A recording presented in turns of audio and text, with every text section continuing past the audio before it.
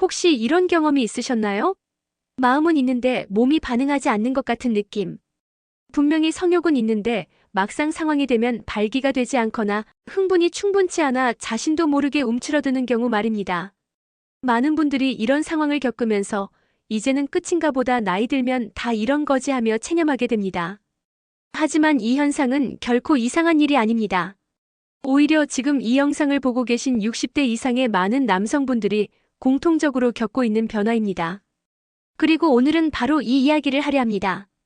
성욕은 남아있는데 성기능이 따라주지 않을 때, 즉 욕망과 반응 사이에 간극이 생겼을 때 우리가 어떤 식으로 접근해야 할지, 그리고 다시 몸과 욕망을 조율하는 방법은 무엇인지 그 해법을 함께 찾아보겠습니다. 그 전에 먼저 지금 내 몸에서 벌어지고 있는 현상을 정확히 이해하는 것이 첫걸음입니다. 성욕과 성기능은 분명히 연결돼 있지만 엄연히 다른 작용입니다. 성욕은 뇌에서 비롯된 심리적 욕망이고 성기능은 그것이 신체적으로 실현되는 과정입니다.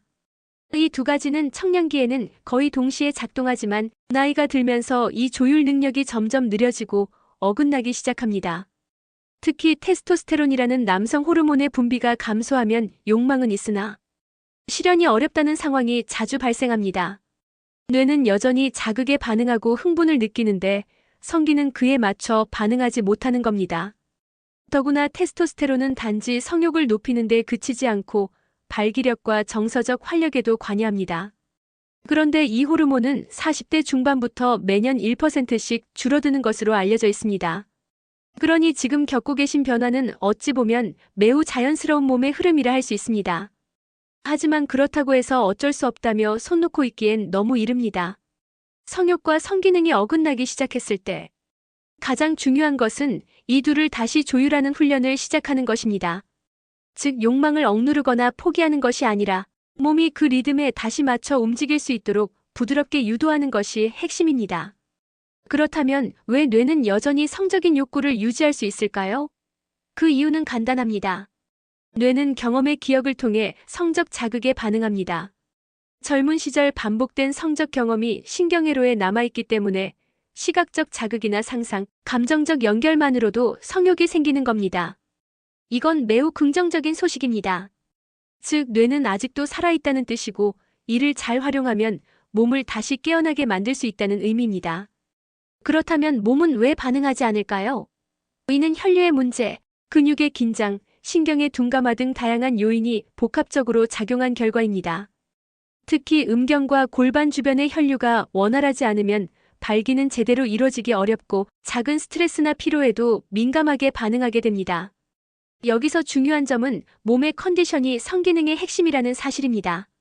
즉, 성욕에만 의존할 게 아니라 몸의 반응력을 높이는 쪽으로 접근해야 한다는 말입니다. 그럼 지금부터는 이 간극을 좁히기 위한 3가지 핵심 조율법을 알려드리겠습니다. 첫 번째는 심리적 몰입 훈련입니다. 이는 욕망을 흘려보내는 것이 아니라 그것을 점점 더 뇌와 몸이 연결된 상태로 끌어올리는 훈련입니다. 가장 좋은 방법은 이미지 상상과 느린 호흡을 병행하는 겁니다. 눈을 감고 과거의 성적 경험 중 편안하고 기분 좋았던 순간을 떠올리며 깊고 느린 호흡을 반복해 보세요.